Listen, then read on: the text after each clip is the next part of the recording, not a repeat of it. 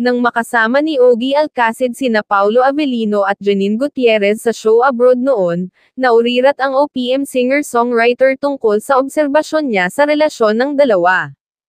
Ani Ogie, masasabi raw niya na talagang magjowa na ang showbiz couple dahil sa kanilang closeness.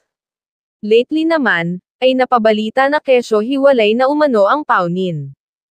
Isa raw di anong pruweba nito ay ang pag-attend nila ng solo, at di pagpapansinan sa nakaraang ABS-CBN Ball. May nabuhay pang haka-hakang pang teleserye lang ang kanilang love team lalo pat may bagong TV series si Paulo, na kasama si Kim Chu. Sa latest post naman ni Janine sa kanyang Instagram, maraming follower ang humanga sa kagandahan ng aktres. May mga naging ganyo pa ritong sumali na umano sa beauty pageant, lalo pat para sa kanila ay malaki ang pag-asa nito.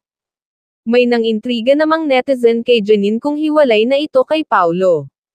Say ng netizen, "Are you still close with Paulo Avellino? Or it fades away too soon?" May mga nagtagpa kay Paulo Avellino para pansinin ang alindog ng dating napabalitang girlfriend, ngunit dedma ito. Ang posting ni Paulo Avellino noong isang gabi na sakay siya ng plane. Nataranta ang mga fan ng aktor at panay ang tanong kung saan pupunta si Paulo. May iba naman na panay ang tanong kung iniiwasan daw ba ni Paulo ang pagkalat uli ng chika, tungkol sa hiwalayan nila ni Janine Gutierrez. Sa press con nga kasi ng linlang, ay may ibang inusisa si Paulo tungkol kay Janine at umiwas nga ang aktor.